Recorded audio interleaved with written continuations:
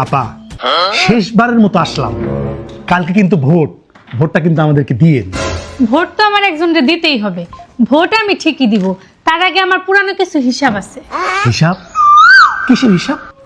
আমার হিসাবগুলো আমারে বুঝাই দেন, তাহলে ভোটটা আমি আপনাকেই দিব। আচ্ছা। হিসাব হচ্ছে, জন্ম সনদ সংশোধন করতে গেছি ৬,০০০ টাকা দিছি, জাতীয় পরিচয়পত্র সংশোধন করছি ১৫,০০০ টাকা, পাসপোর্ট করতে গেলাম ওইখানে লাগলো ১২,০০০ টাকা, সরকারি হাসপাতালে কেবিন নিব আমি ৩,০০০ টাকা দেওয়া লাগলো, বাড়ির নকশা পাস করলাম ৫০,০০০, গ্যাসের লাইন নিলাম ১৭,০০০, কারেন্টের মিটার লাগালাম ৮,০০০, একটা মিথ্যা মামলার ফাঁদে পড়লাম ওইখানে দিলাম ৫০,০০০ টাকা, থানায় আমি জিডি করব ২,০০০ টাকা, নতুন জমি কিনলাম, জমির খারিজ করতে গেলাম সেইখানে আমার বেশি টাকা দিতে হবে, সরকারি ফি এর বাইরে নির্ধারিত বেশি টাকা যদি আমি না দেই তাহলে তারা আমার এটা করবে না। তাহলে আপনি বলেন আমি এখন কি করব? আমার বাপ রিটায়ার করলো, রিটায়ারমেন্টের টাকা তুলতে গেলাম, ৪ ভাগে ৩ ভাগ টাকা তাদেরকে দিয়ে আসতে হলো, তাহলে আমি কি করব বলেন? এই সব কিছু মিলায় হয় ২ লাখ টাকা।